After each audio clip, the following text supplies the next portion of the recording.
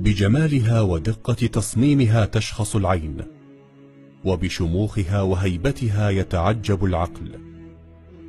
منظر يأخذنا نحو ذكر المولى، أصلها ثابت وفرعها في السماء، تشبه الشجرة في طيبها ونفعها. تحت ظلالها تجد الذاكرين الشاكرين.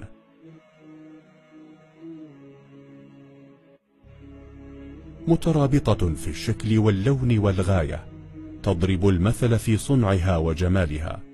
انفردت لتكون هوية لمسجد حبيبنا.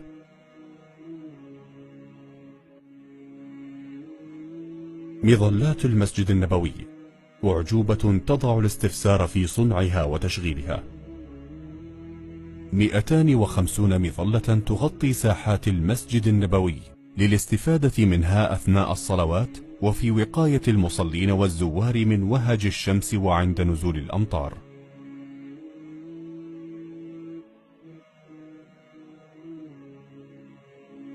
تغطي المظلة الواحدة 576 مترا مربعا، ولها أنظمة لتصريف مياه الأمطار والإنارة وفق المواصفات العالمية، كما لها قدرة كبيرة للصمود أمام سرعة الرياح.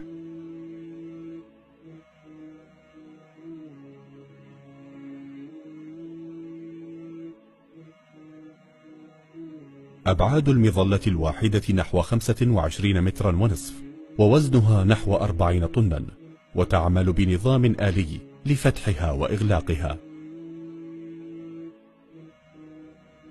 وتعلو المظلات إحداهما الأخرى لتحقيق التداخل بينهما، وتنقسم إلى نوعين من حيث الارتفاع، إذ يبلغ ارتفاع بعضها نحو 14 مترا و40 سنتيمترا، وأخرى نحو 15 مترا و30 سنتيمترا، فيما تتساوى جميعها في حالة الإغلاق بارتفاع نحو 21 مترا و70.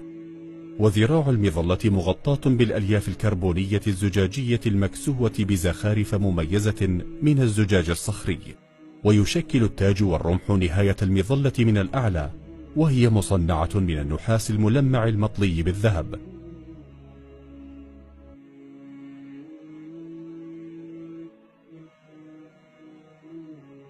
أما نسيج المظلة فهو مصنوع من التفلون المقاوم للحريق، ويتكون من جزئين. الأول نسيج الرئيس، زينته